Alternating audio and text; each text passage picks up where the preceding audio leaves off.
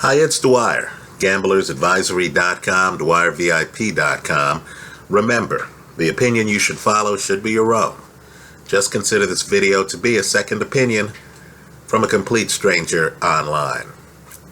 Let's talk about 3 boxing stories in the news. Lara, a daredevil, who's already fought Paul Williams, if you remember the Punisher, right? One of the toughest matchups in boxing. Many people believe Lara deserved the decision in that fight. He fought Alfredo Angulo, blood and guts battle. A lot of punches landed on both sides. He fought Canelo, right? Many people believe he won that fight. Well, now he's calling out Gennady Golovkin.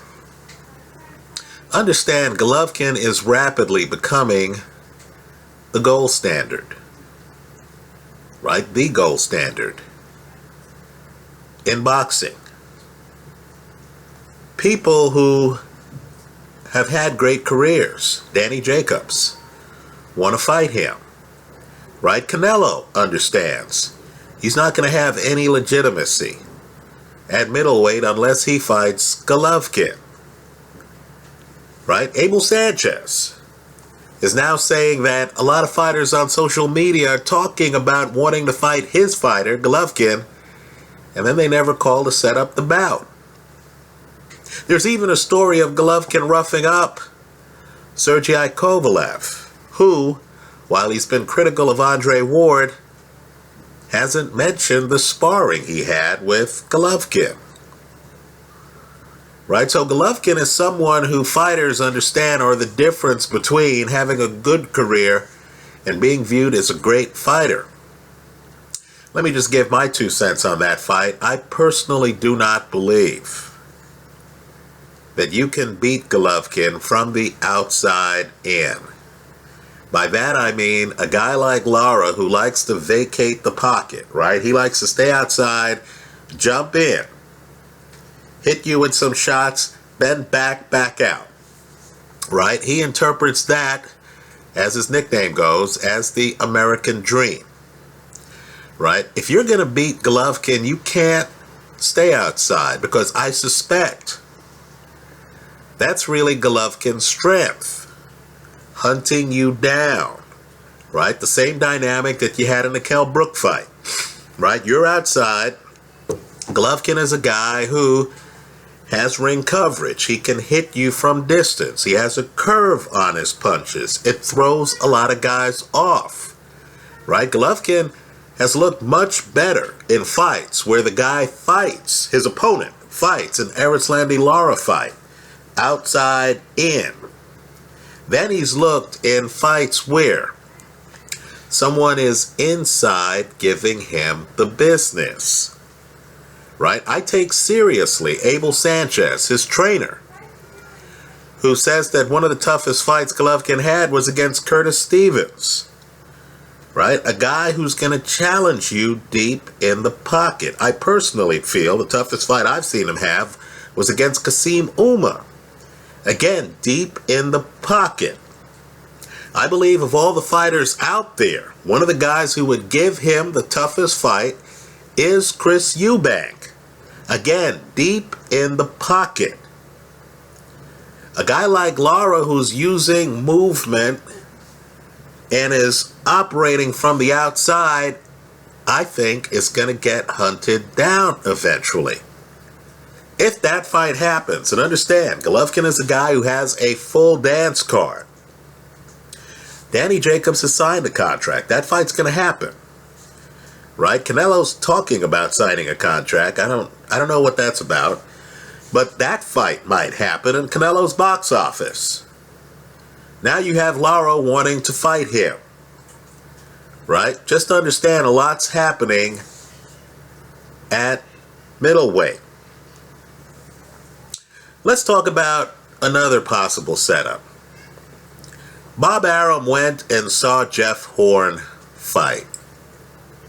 I understand Jeff Horn is really popular in Australia/New Zealand, that part of the world, right? He's unbeaten. He's offensively gifted in some ways. Just understand, though, that Jeff Horn, in my opinion, has no shot against Manny Pacquiao. Right? That's the fight Bob Arum is talking about now. Understand, guys like Bob, first and foremost, are businessmen. He's there looking at Jeff Horn. He's smiling. He says, oh, this kid has something, blah, blah, blah. Now he's going to feed him to his shark, Manny Pacquiao. I understand Jeff Horn is a battler. I understand these fighters themselves, when they're unbeaten, when they're young, believe they're invincible. But hasn't Jeff Horn been down in fights? Hasn't he hit the canvas in fights against guys who really aren't that sudden? Right? Manny Pacquiao is that sudden. Manny Pacquiao still hits hard. Right? When that Jeff Horn Manny Pacquiao fight happens, sign me up. I'll take Manny Pacquiao in that fight. I personally will be surprised if that fight goes the distance, although I will say Manny Pacquiao is the kind of guy who, while he's whooping up on you, sometimes decides to take his foot off the gas, right? Manny is satisfied with a W, kind of like younger Roy Jones, right? I get the feeling Manny is a sportsman, more of a sportsman than a fighter, right? So there is a possibility that Manny dominates the guy. Jeff Horn hits the canvas a few times. You remember that Chris Algieri fight? And then Manny, when the guy gets off the canvas and is looking woozy, Manny decides to just relax and let the fans see a few rounds. But I think Pacquiao would beat unbeaten Jeff Horn. Finally, boxing is a learning experience. You learn words you never heard of before, right? Alexander Povetkin, with him, you really have to take out the dictionary, don't you? Right? He recently tested positive for ostarine. I thought, wow, ostarine. Where does this word come from? What's this substance about? Who in the world of sports could possibly be using ostarine? And lo and behold, Lucien Bute's A sample and B sample, the drug test he failed a few months back, was failed over ostarine. Now, I want people to be conscious here of when they're being misled, right? When they're being told things that aren't true. Now, let's do the math on this. We'll make it easy. We'll pick round numbers. Let's say you weigh 200 pounds. Right now, we know Alexander Povetkin weighs more than 200 pounds. But let's say you weigh 200 pounds. And let's say you have a 1 pound tablet. 1 pound tablet of a PED. Right? Some performance enhancing drug. Because performance enhancing drugs have now jumped the fence. They don't have to be steroids pharmautically. They can be things like ostarine. Let's just say it's a performance enhancing drug that's banned. Right? So I weigh 200 pounds or 199 pounds. We'll make it even easier. And I take this 1 pound PED. If I'm a huckster, if I'm trying to deceive you, then when I fail the drug test, I'll go around and I'll say, you know what? Since 1% of my body weight is 2 pounds, and since this PED brick I took was 1 pound, I can go around and say things like, you know what? Less than 1% of my body was tainted. Right? This sample here shows that I had less than 1% PED in my body. Right? Forget the fact that I took a 1 pound tablet And you and I know, just reach in your medicine cabinet and look at the size of an aspirin. That aspirin isn't 1 pound. It's significantly less than 1 pound. But guess what? That aspirin will knock out a headache. Some of these drugs are powerful. Right? So understand, the latest scam in boxing, and it's a scam, is that guys like Alexander Povetkin, who, time and time again, I'm going to give a red cup to. Alexander Povetkin is going around, and he's saying things like, look, you know, that positive test sample I gave, has less than 0.1% of ostarine in it.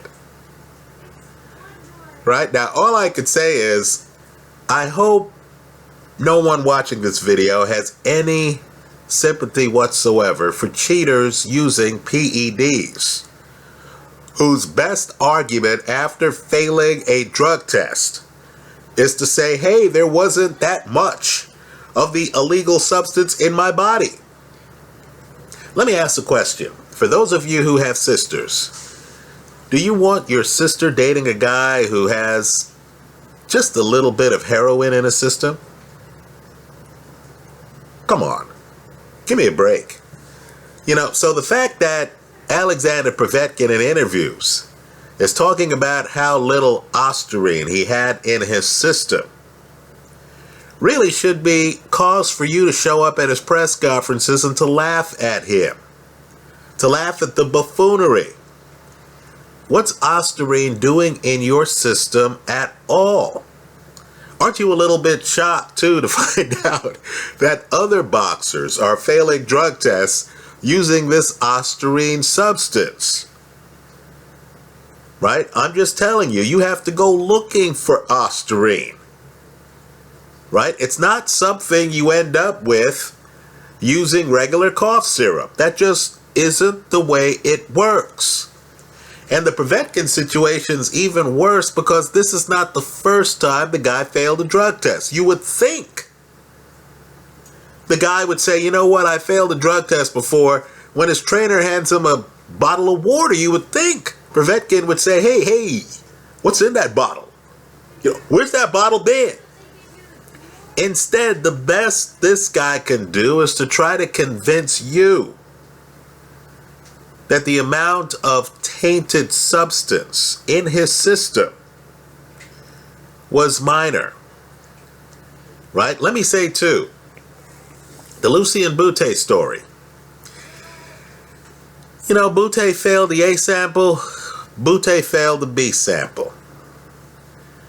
Right? I'm just telling you, boxers will continue to fail drug tests. They will. Because the,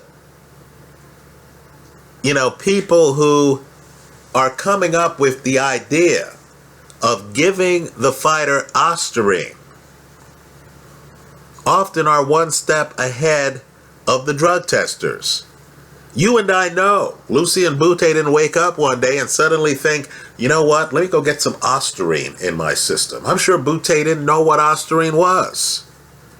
I'm sure Alexander Povetkin didn't know what ostarine was. But these guys have people in their circles. And it's a don't ask, don't tell type situation. Right?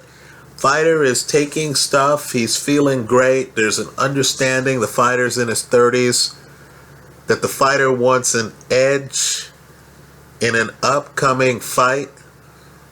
So we've reached a point now where I believe this thing's about to break out in the public. Soon you're going to have a champion someplace openly say, I don't want to fight any fighter who's trained by X. Right? Because I believe people in the sport have an idea on which trainers, which people in the background are coming up with awfully dumb ideas, like suggesting ostarine, or worse yet, giving ostarine to these fighters. I just want to make sure the fighters understand that there's a group in boxing who, when we hear that the fighter has tested positive for ostarine, is not going to stick around to hear some dumb excuse that the fighter had less than 1% of ostarine in his system. Right? We can do the math. We understand that these drugs are powerful. Let me go one step further. If you know you're going to get drug tested, right? If you knew that you were going to get stopped at a DUI checkpoint, let's say New Year's Eve, if you knew DUI checkpoints are all over and that you were going to be subject to random DUI checkpoints and the odds were that you were going to get stopped at least one DUI checkpoint to have your blood alcohol level measured. If under those circumstances you still fail the test, let's just say that doesn't bode well in terms of your credibility. Right? If you're then trying to explain it away to some cop, and the cop's looking at you and you can't even deny taking alcohol, you're saying things like, well, look, I have less than 1% in my system. Buddy, it's over. Right? Let's watch what Povetkin does from now. Understand, people like Dwyer, people like Deontay Wilder have been negatively impacted by this guy's inability to make it to fight day without failing a drug test. Right? It's my understanding there are legal proceedings going on. Right? Perhaps the legal system is going to, come down hard. We'll find out shortly. Anyway, that's how I see it. Let me hear from you. To sum up, I'd take Golovkin over Lara. I'd certainly take Manny Pacquiao big over Jeff Horn. Let me hear from you. I hope you leave your comments in the comment section to this video. Thanks for stopping by.